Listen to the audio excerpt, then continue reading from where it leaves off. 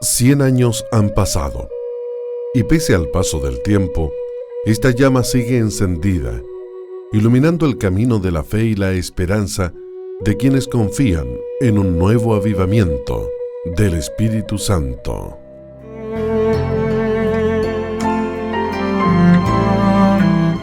Corría 1909 en Chile, un país que luchaba por reconstruir todo lo que el terremoto de 1906 dejó en el suelo.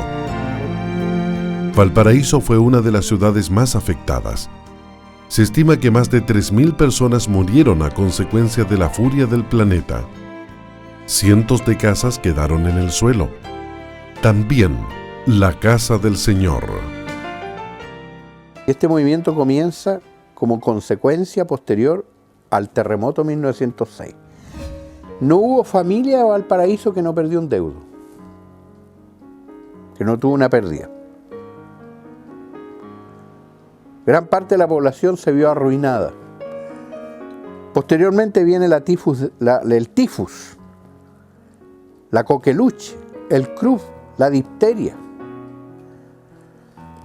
los altos índices de alcoholismo juvenil, la mortandad infantil, el hambre, la miseria, el desorden político, la falta de esperanzas de un pueblo, la migración del campo a la ciudad, de un campo seguro, una rancha si tú quieres, pero segura, y donde había un pedazo de tierra que te permitía comer, en último caso, al conventillo, al tugurio, a la población callampa, a estas casuchas de gangocho en las orillas de los cerros, donde la vida era sobrevivir para estar vivo mañana, donde la comida ya no era el huerto, sino que eran los tarros de basura de los más ricos. Entonces, esa realidad, esa orfandad, ese sentido de abandono, lo llena la espiritualidad evangélica en general, metodista y presbiteriano, y a partir de 1910, con cada vez mayor fuerza, el movimiento pentecostal. La devastación no fue un impedimento, tampoco la carencia de un templo. La Iglesia Metodista Episcopal quedó en el suelo. Mientras se reconstruía, instalaron una carpa.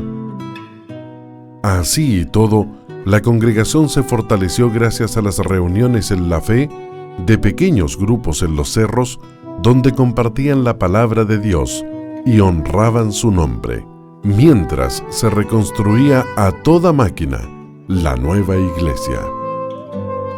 Aquí las reuniones eran muy hermosas, se paraban las bancas porque el poder de Dios empezaba a tocar los hermanos, las hermanas, eran tocados por el Espíritu Santo, había lengua, había transportaciones. Eso significaba que un hermano o una hermana que tomaba el Señor caía al suelo y Dios la transportaba a los cielos. Y de allá mandaba mensajes. Cuando llegaban los hermanos, las hermanas de vuelta, traían mensajes, traían fruta. Muchas veces se repartió fruta por fe. Y bueno, habían diferentes manifestaciones, el Señor sanaba y muchas veces cuando la persona llegaba a la iglesia tenía que llegar bien arrepentido porque el Señor le decía, ¿por qué te enojaste con tu esposo en la casa? O ¿por qué tuviste este problema con tu hija? En fin, o con tu hijo. O sea, que todo lo que había muchas veces uno pasado en el día, Dios se lo decía aquí en la noche. Entonces tenía que llegar bien arrepentido y pidiendo perdón a Dios, porque Dios le descubría todo.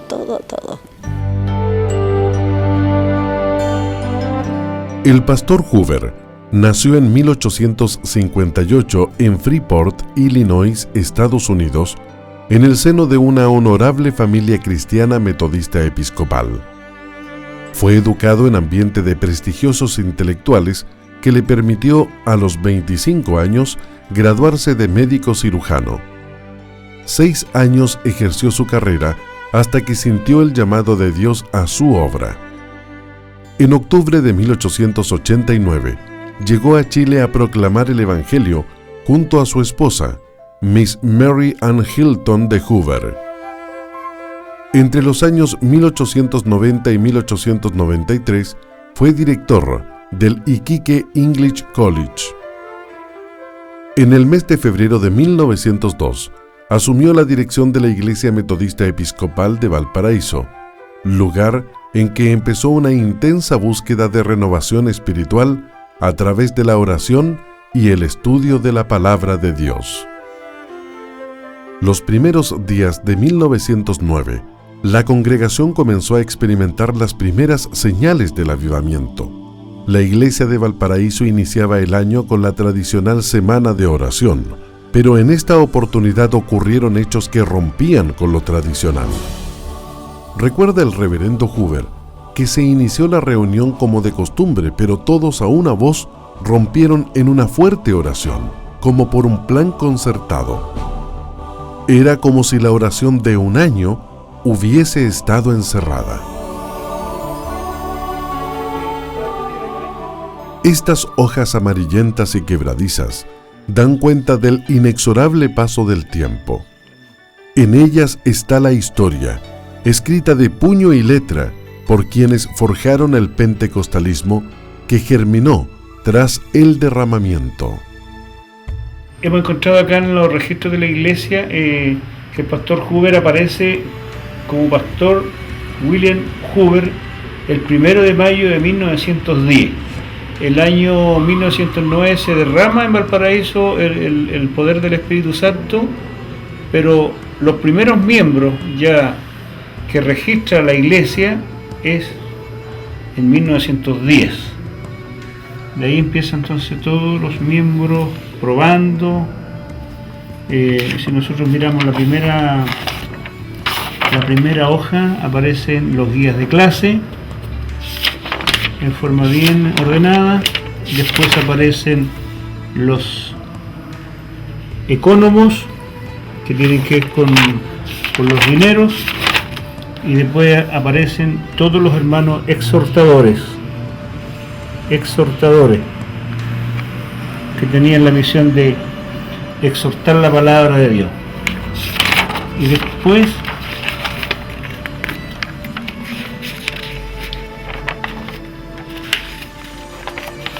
aparecen los predicadores locales, en algunos locales, después superintendente de la escuela dominical. Después, en último lugar, aparece el pastor Hoover. Y después ya empiezan a aparecer los miembros probandos de la iglesia, y después miembros a prueba. A prueba, y después empiezan los miembros en plena comunión. Coincidente con este proceso de espiritualidad, llegó a manos del pastor Hoover un folleto que hablaba de Pandita Ramabai y los sucesos extraordinarios que sucedían en una escuela para jovencitas viudas en la India, donde se decía que estaban siendo bautizadas con el Espíritu Santo. No cesaba de leer todo lo relativo a lo sucedido al otro lado del planeta, cuando un día llegó hasta su casa un hermano que le dijo: «Estaba durmiendo en mi casa cuando vino el Señor Jesús y me dijo: despiértate que quiero hablarte». Más adelante me ordenó: «Anda donde tu pastor y dile que llame a algunos de los hermanos más espirituales, que oren todos los días porque voy a bautizarles con lenguas de fuego». Le dije: «Bueno, Señor Jesús, ¿y puedo ser yo uno de ellos?». «Sí», me dijo, «y es así que he venido inmediatamente». Era la respuesta a lo que había estado buscando. Para nosotros los evangélicos de este país, de Chile, y el derramamiento del Espíritu Santo ha sido una bendición tan grande, pero tan grande que no se puede medir, porque desde el día 12 de septiembre del año 1909, cuando cayó el Espíritu Santo del Señor en Valparaíso, a los 100 años de hoy día, que corresponde el 12 de septiembre del 2009, han sido 100 años de bendición tremenda para la patria. 100 años de bendición tremenda para nuestro país, para nuestros hermanos, para todos aquellos que por misericordia de Dios hemos creído en el Evangelio del Señor, y Dios nos ha bendecido de una manera tan grande que hoy ya no son los cientos que habían en esa época, en el año 9, sino que hoy día somos millones que alabamos y glorificamos al dulce nombre de nuestro Salvador Jesucristo en esta querida patria de Chile. Sus padres fueron testigos del inicio del desarrollo del avivamiento. Así lo evidencia este antiguo registro en el libro de la Iglesia Evangélica Pentecostal de Valparaíso, escrito con letra del reverendo Hoover, en donde aparece el nombre de la hermana Ernestina Contreras Vázquez, quien a la postre se transformaría en la primera diaconisa de nuestra misión.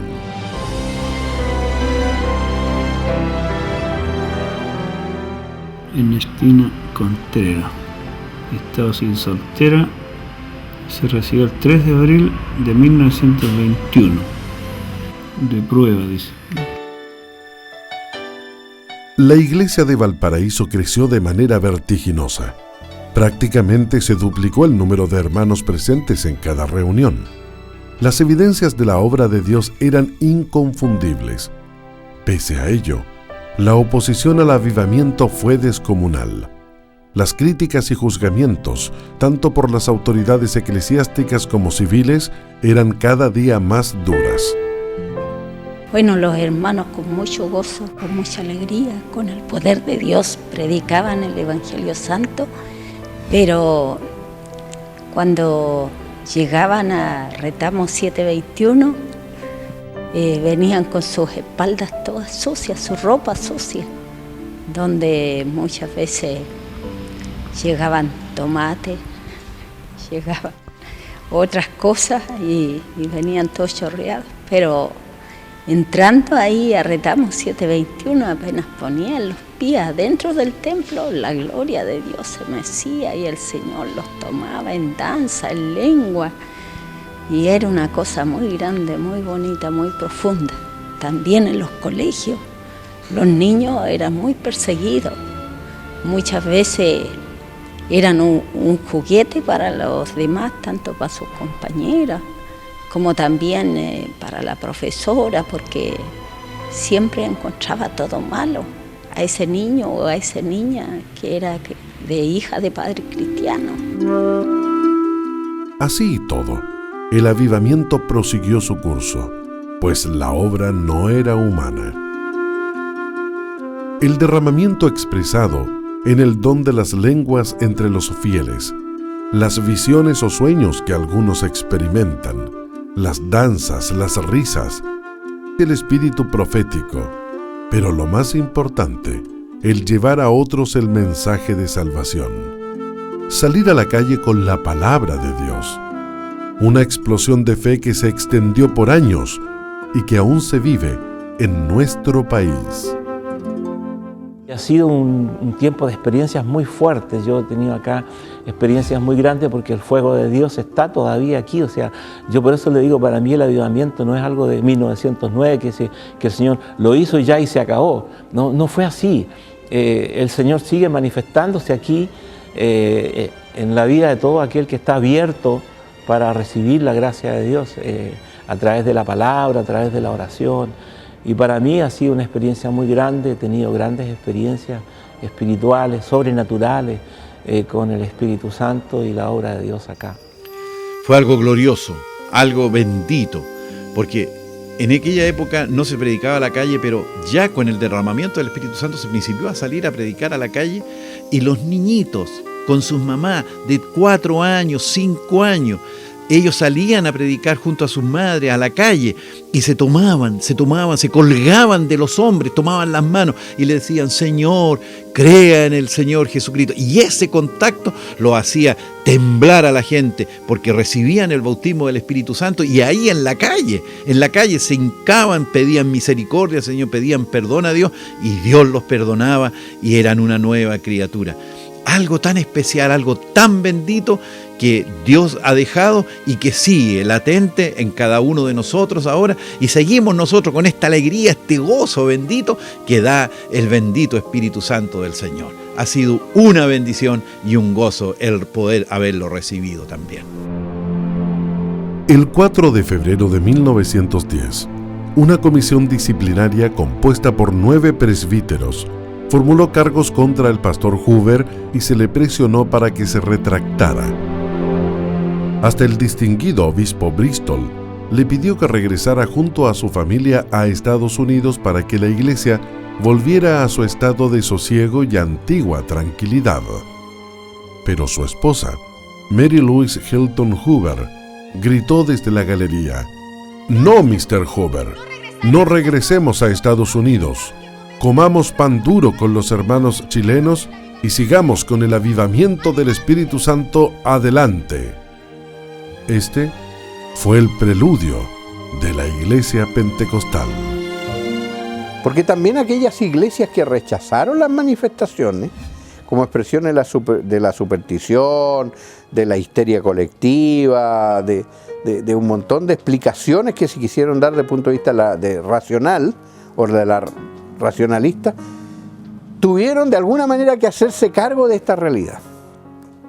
Algunas iglesias se hundieron y mataron su proyecto misionero por temor a lo pentecostal. Y tuvieron que demorarse 50 años más en descubrir que habían cometido un gravísimo error. El testimonio entregado por la hermana Elena Laidlaw es la mejor prueba de la enorme oposición que generaban estas muestras de Dios en la tierra. Tras ser convertida y bautizada en el Espíritu Santo, viajó de Valparaíso a Santiago y pidió permiso para dar a conocer su vivencia en la escuela dominical de la Segunda Iglesia Metodista Episcopal. Pero, pese a sus súplicas, fue impedida por el reverendo Robinson. Al final del servicio, un grupo de hermanos se acercó al pastor para que les explicara por qué no la había dejado. Pero ellos fueron conminados a abandonar la iglesia y además destituidos de todos sus cargos. Horas más tarde, la hermana Elena intentó exponer su testimonio, ahora, ante la primera iglesia metodista episcopal. El pastor Baumann accedió, indicándole que al final de la reunión podría hacerlo. Sin embargo, cuando iba a comenzar a hablar, fue impedida por el superintendente Rice, quien además ordenó a la policía que la sacara detenida y arrojó a toda la congregación a la calle. Ese 12 de diciembre de 1909 marca un antes y un después, pues desde ese día los hermanos lanzados a la calle en cuerpo y fe dieron vida a las primeras iglesias pentecostales en la capital.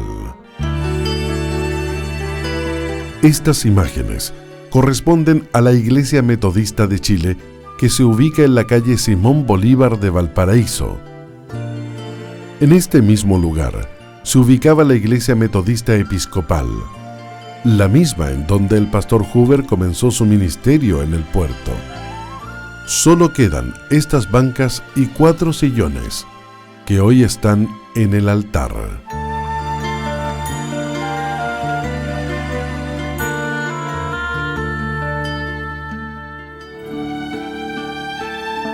Por estas calles, nuestros hermanos llevaron la palabra de Dios al pueblo. Por estas mismas calles, sufrieron la persecución y el rechazo. Tras salir de la Iglesia Metodista Episcopal, el reverendo Hoover levantó junto a su pequeña congregación un templo en la calle Retamo, que hoy mantiene vivo su legado. El mismo púlpito que utilizó tantas veces para predicar y exhortar a los fieles en esos años está intacto. La misma Biblia, donde empezó a realizar un estudio en el libro de los Hechos de los Apóstoles sobre el Espíritu Santo. El sillón de su oficina, la campanilla para levantarse de la oración y hasta el ofrendero. Todo sigue igual, hasta su querido armonio, el mismo que tocó tantas veces siguiendo el rígido culto metodista norteamericano. Con el tiempo, los instrumentos musicales como las guitarras, mandolinas y acordeones se incorporaron a las iglesias pentecostales en lo que podríamos llamar el proceso criollo de chilenización. Ellos empiezan a tocar, pastor los autoriza, empiezan a tocar, y el éxito es inmediato. Esta gente que escuchaba ahora no solo escucha, se siente tocada, se siente interpretada. Por primera vez empieza a entender el mensaje teológico de la himnología y parten a la cola. Así como cuando uno de niño partía detrás de los desfiles militares, aquí el pueblo parte a la cola de esta gente que toca los viejos himnos ingleses o alemanes o americanos con banjo, con mandolina, con requinto, con violín, con acordeón, con guitarra. Y hasta la puerta ahí dejaban y el culto seguía normal. Hasta que llegó un momento en que dijeron, bueno, ¿y por qué no metemos para adentro esta cosa también? Joven no lo habría permitido bajo ningún punto de vista, pero Umaña era chileno, era criollo. Y dijo, esto es lo nuestro. No dejamos de ser lo que somos si metemos esto también. Y el efecto fue inmediato. El legado del pastor Huber sigue presente. Sus enseñanzas, su fe, han marcado la historia del pentecostalismo en Chile. Las tres glorias a Dios, el toque de la campanilla para levantarse de la oración y el predicar en la calle son normas características de nuestra iglesia en Chile, frutos del derramamiento del Espíritu Santo. El Señor movió a manifestar una forma de adoración y fue con las alabanzas de gloria a Dios, gloria a Dios, gloria a Dios, y que la hemos sustentado hasta estos tiempos, no como una forma litúrgica, una forma metodológica o una forma mecánica, sino que cada vez que nosotros levantamos nuestras manos al cielo para honrar a nuestro Dios, estamos brindando toda gloria, toda alabanza y toda gloria al Señor. Y muchas veces cuando habían estas manifestaciones espirituales hasta el día de hoy y se quiere convocar al pueblo nuevamente para que escuche la palabra de Dios o escuche un mensaje, usamos en nuestros templos una campanilla que ha sido característica a través de la historia. Es una campanilla que nos ordena, es una campana que nos llama la atención y que el pueblo del Señor siempre ha estado atenta porque consideramos que al interior y el desarrollo de nuestros cultos da un ordenamiento cuando hay una voz profética o cuando se va a exhortar la palabra de Dios o cuando tenemos que prestar todos atención porque va a haber algo importante que se va a comunicar. El Espíritu Santo nos movió para comenzar a predicar el Evangelio por las calles, por las plazas, por los cerros, por los diferentes lugares. No quedó ningún lugar de nuestros sectores donde no se predicaba el Evangelio.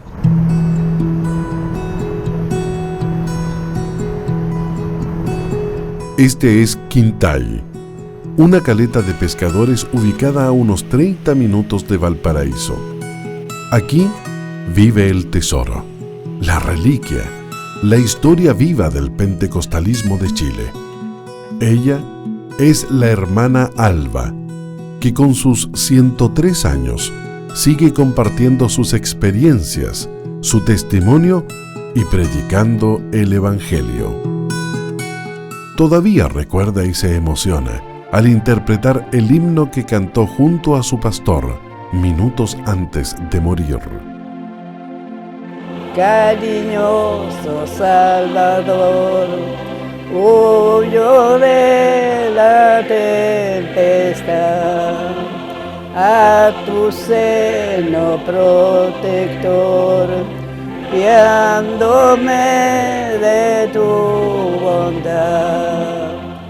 Ella fue testigo presencial de aquellos maravillosos acontecimientos espirituales que se vivieron en la ciudad de Valparaíso y de la vida del pastor Willis Huber. La muerte del pastor fue de esta manera que Yo tenía que ir a ver una sobrina que tenía en el hospital, y le dije, pastor, ¿me da permiso para ir a ver mi sobrina en el hospital? Bueno, pero no se vaya a demorar nada, hijita, llega ligerito, me dijo. Bueno, pastor. Ya que yo me fui, estuve un ratito con ella, me vine y ya estaba haciendo tarde ya. Cuando llegué a la casa, el pastor ya estaba en la cama ya, había pedido que lo acostaran en la cama. Y cuando pasé yo por ahí por frente de la ventana de ese dormitorio de él, me llamó, sacó una mano, me llamó así. Venga, hijita. Yo entré, yo no pasé para ningún otro lado, sino que entré al dormitorio. ¿Qué necesita, pastor? Venga, busque una silla y se sienta aquí al ladito mío. Trae un himnario, un vasito con agua y un himnario. Y se sienta aquí al ladito mío. Bueno, pastor. Y había más gente en la casa, pero me llamó a mí. Bueno, sería la voluntad del Señor, así. Me senté y me dijo, vamos a cantar ahora. Comenzamos a cantar. Él cantaba en inglés, pero yo no lo entendía, pero yo estaba ahí con él. Después me dijo, vamos a cantar el himno, no sé cuánto sea el número, me lo olvidé. Bueno, pastor, vamos a cantar. Comenzamos a cantar. Y ahí él estiró su manito y me tomó la mía como que me dijo hasta luego, pero yo no me di cuenta, yo no sabía tampoco, porque era muy niña en ese tiempo. Ya ahí se quedó, dije yo, ¿por qué el pastor no cantó más? Ya pasaron unos minutos, no cantó, se quedó dormido, dije yo, se quedó dormido. Y le toqué la mano, tenía heladita la mano. Y le toqué la cara, estaba helado y como que tenía durita la cama, la cara. Dije yo, ¿qué le pasa al pastor? Y esperé ahí un ratito. Ya que lo vení, no hubo caso, que estaba dormido, había muerto ya. Pero yo no podía dejar de llorar porque éramos tan amigos los dos que era como un papá para mí. Otra de las hermanas que tuvo el privilegio de conocer en persona a Mr. Hoover y cuando tenía tan solo 7 años de vida, es la hermana Sarita Valle, que aún recuerda como si fuese ayer el respeto que la iglesia le tenía a su pastor, la espiritualidad que se vivía en la iglesia y de cómo era físicamente el reverendo Hoover. A la edad de 7 años, siendo mis padres antiguos de la iglesia, 1909, tuve el honor de conocer al pastor Willy Hoover, donde pude, en mi corta edad, ver su sencillez, al ver que era un hombre lleno de muchas calificaciones notables, ya que era un médico cirujano que llegó de Estados Unidos acá a Chile para traer el Evangelio. Recuerdo que era la reunión del día domingo de la escuela dominical y nunca faltábamos con mi madre. Ella me hacía unas trenzas largas y él venía ya en la calle, como se dice, con los hermanos que lo traían, y había un hermano que estaba parado en la puerta y comunicaba hacia adentro al templo y decía, el pastor, y todos los teníamos que parar, todos los parábamos para recibirle, y él con esas palabras tan suaves, tan lindas, decía, hermano, siéntense, siéntense. Y pasaba él al púlpito y usaba su gorrito de terciopelo con su mantita negra puesta. Le gustaba mucho vestirse de ropa negra a él. Y llegaba al púlpito y lo que yo siempre me fijaba, a pesar a mi corta edad, que hablaba poquito él. pero lo poco que hablaba, lo hablaba todo, porque era una inspiración del Espíritu de Dios en él, muy grande. Y eso me pudo quedar muy grabado. Y pasaba a veces, otras veces pasaba, y me tiraba las trenzas, así fuerte. Y me miraba que yo no hacía ni un gesto. Y le decía a mi madre, Sara, buen temple, porque yo no chillaba. La hermana Alba Sepúlveda y la hermana Sarita Valle son la huella imborrable, el tesoro vivo de nuestra historia pentecostal que nació con el reverendo Hoover y que se expandió y sigue presente pese a su partida en todo nuestro país. Esta es su tumba en el cementerio de Playa Ancha en Valparaíso. Aquí descansan sus restos, los restos de este gran hombre de Dios que entregó su vida a nuestro país predicando el Evangelio.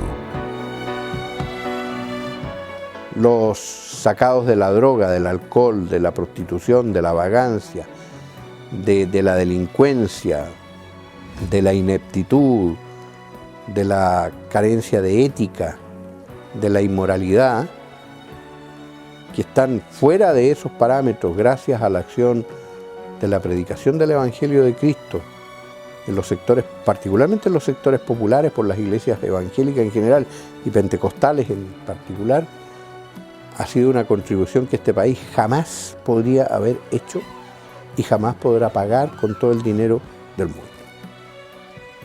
La iglesia evangélica no le debe nada a Chile. En cambio, Chile le debe mucho a la iglesia. 100 años han pasado, mucho más que un siglo, pues ha sido un tiempo de crecer, de luchar contra lo adverso, de entregar sin esperar nada a cambio, de ayudar al más indefenso, mirándolo siempre como un hermano. Toda esta entrega desinteresada de los hermanos nos ha llenado de bendiciones. Gracias al derramamiento del Espíritu Santo, hoy somos millones quienes alabamos a Dios de corazón y que amamos a nuestra iglesia, esperando unidos un nuevo avivamiento pentecostal. Nosotros creemos en esta promesa bendita del Señor y sabemos que ha sido de tanta bendición para cada uno de nosotros, para el pueblo evangélico pentecostal, de mucha bendición para la familia, para las iglesias. Sin este derramamiento del Espíritu Santo no habríamos sido nada.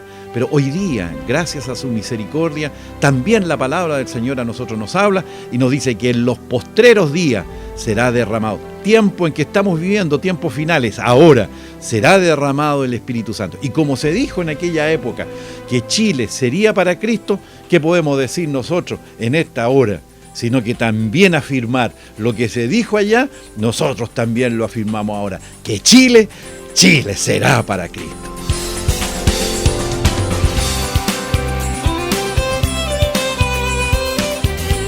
Este documento audiovisual representa nuestra historia. Estos pasajes, por muchos desconocidos del pentecostalismo, la raíz que dio forma a nuestro presente y de seguro guiará nuestro futuro. Un tesoro que debemos guardar en nuestros corazones para entregarlo a las generaciones del mañana. ¡Feliz Centenario Pentecostal!